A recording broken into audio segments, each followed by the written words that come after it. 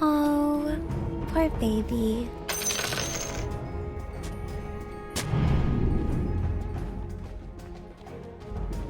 Oh yeah, and we're ready for it because I love the confidence coming out, and they're going to need it too, because looking at this matchup, if you're looking at a team, you're matched up against the TI winners, you're probably the underdog. You're matched up against a player who has won 2 TIs, you're probably the underdog. If you're matched up against a team who you have lost the last 7 official matches against, how fast can they make it work, especially in a lower bracket elimination game? Okay, well, we heard from Entity's coach. What about Tundra and their feeling post-draft?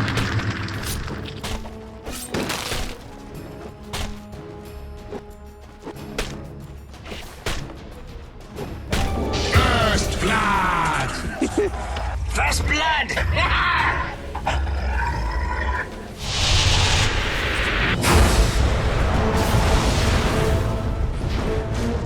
It's good to see that even TI winners need that boost of confidence dealing cores, and here, yes, they have the Chaos Knight, but Pugna, Sand King, really not going to take advantage of the Swarm too well. No, it's not the best Swarm.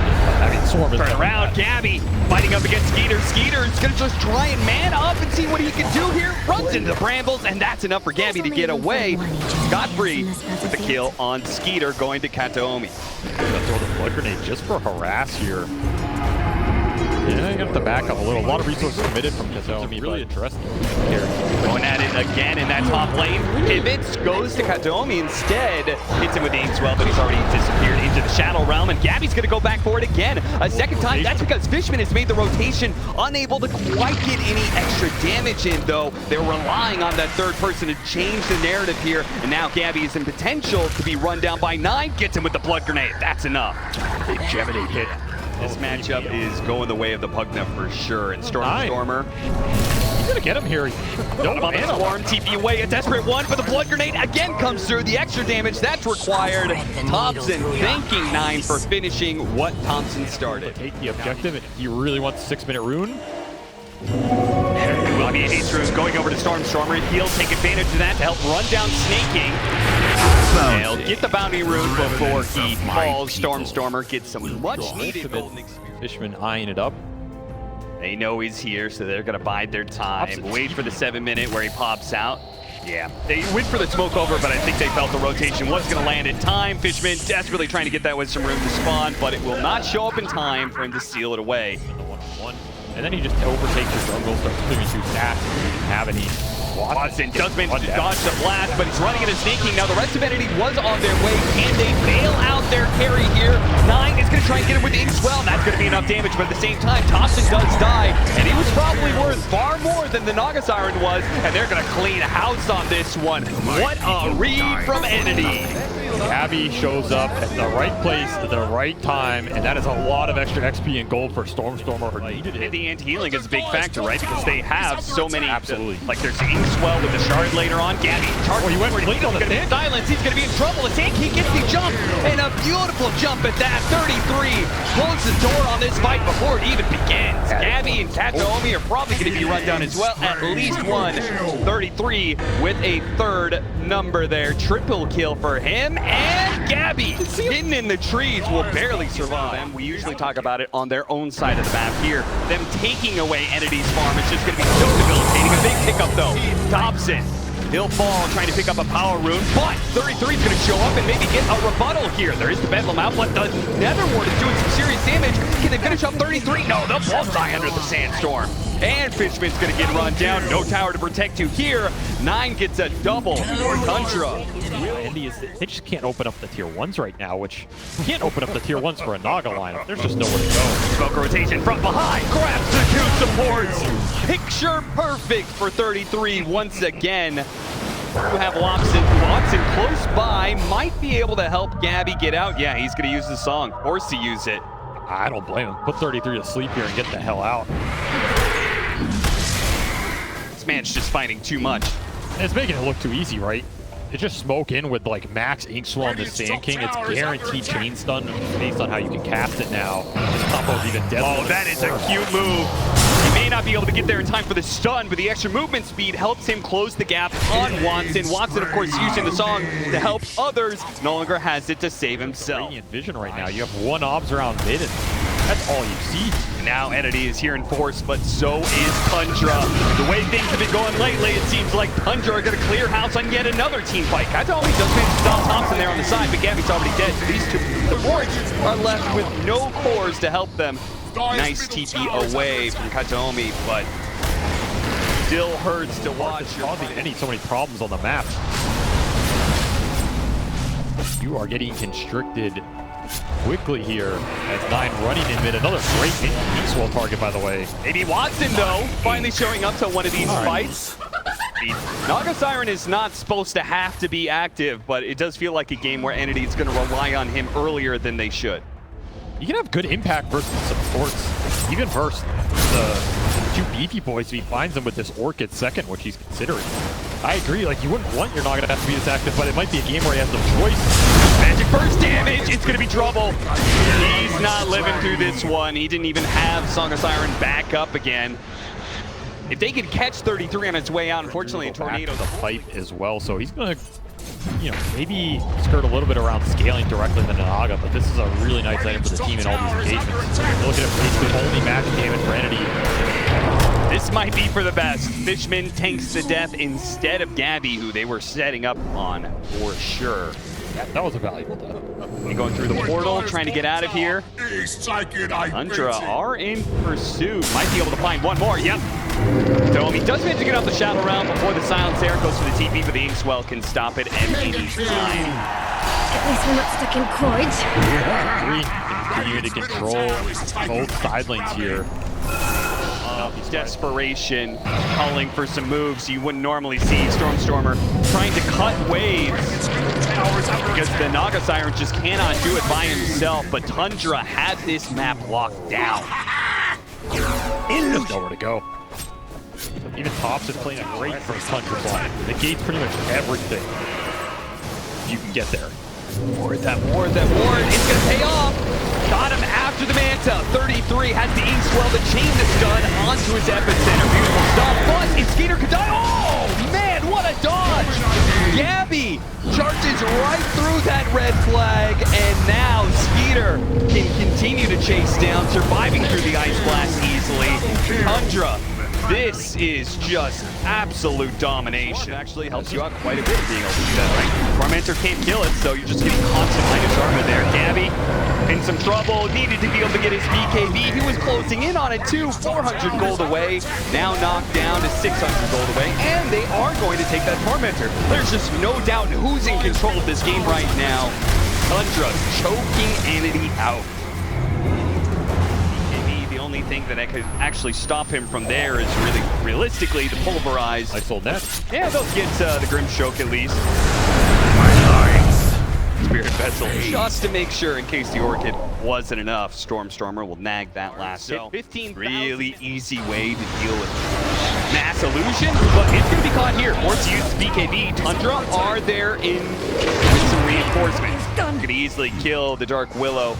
Holding for this Roshan, I believe. Even got a gem. So this is Entity preparing to try and win the next fight at all costs. So they have vision of the Sand King guaranteed when Gabby goes in with the spell immunity and try and put it to his punch.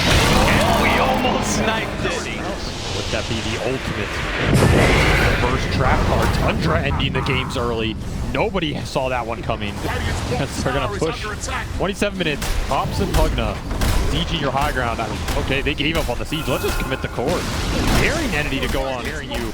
If you're not willing to take it, what are you doing? They're actually going outside of the base scope for 9 instead, who is cutting the mid-wave. This shows how little faith Entity has in being able to take these fights. 9 may end up falling. Just need a little bit more damage. Please tell me they're going to get something out of this. Okay, they do. Meanwhile, Watson was trying to push some of the heroes away towards that bottom lane, stop them from being able to get here. They're here now. 33 is going to make jump forward. BKB immediately activated by Stormer to protect himself from these stuns. They'll lose their support, but maybe they can get even more. Immediately an Orchid placed onto the Sand King. Remember, he is tanking with that heart, but they have plenty of damage thanks to Watson now being here. They might just be able to cut 33 down to size, trying to get away over to that haste room. No such luck. Thompson turning it around. Great Nether Ward with, oh, but a song. Uh-oh. We've got some heroes with BKB. Thompson punches it off with that up. It's his. Immediately tries to get away. Stormstormer into the invisibility. Hiding out Skeeter nicely. The Pulverize's going to be able to grab Thompson while he's Magic Minion. They know that Magic Minion is running out too. Thompson needs the help. Where can he get it? He's not going to get it anywhere. Entity somehow making this comeback work for them. Even got the Weaver buyback there. Whether he can actually get in here and use an active off it, I don't know. I mean, there's a lot of Dispel building up. The Ice Blast on cooldown. Tundra is more than willing to take the fight. That's home. He's going to be in some trouble here. Self-Fuel trying to protect him. Get off the Terrorize. Does get in on the 3. Groups them all together. Ice with Result. And Watson Gabby immediately pounds on this opportunity. Taking out the back line. Thompson and Nine's Weaver are both dead. Meanwhile, Skeeter's trying to do what he can, but he can't really touch this Naga Siren too much. Song's going to go out. The BKB means that only his hero can do the damage, so the illusions are rendered totally futile. They don't do anything, and now with 33 caught in the corner, he's going to try and burrow strike over the side. Just for TP out, but they have the vision to be able to stop him. Kataomi's going to make sure he stays dead with a buyback, and Yule's usage. 3 dead on the side of Tundra. Heroes that do not suck on them. They're so annoying. It ruins your positioning in a lot of these fights. Just dragging you into awkward positions, but the biggest thing here is the extra tank ability exists like that. Jump forward here. Did manage to find the real Naga Siren. Not that Tundra is going to do a whole lot with that just yet, but if they can kite it out a little bit, Skeeter jumping pretty far forward. Got Pulverize before he can get off the Phantasm, and he's dead. Skeeter, you are not the one playing with your food anymore. You are the food. Lingers way too long. No BKB, no Phantasm. Got the silence, and now the song. Looking to just grab as many heroes as possible. It's only going to be this Weaver, but they also spot sneaking there in the corner. Nobody has the mobility to stop it, though. Thompson struggling to make his impact felt in these fights, outside of dropping a Nether Ward and hoping it's enough. Entity have just reversed all the momentum in this game, and now they're the ones with 10k goal lead. It's like just cruising into this ultra late with Invoker scale. There's a reason this guy's got almost 3,000 games on it.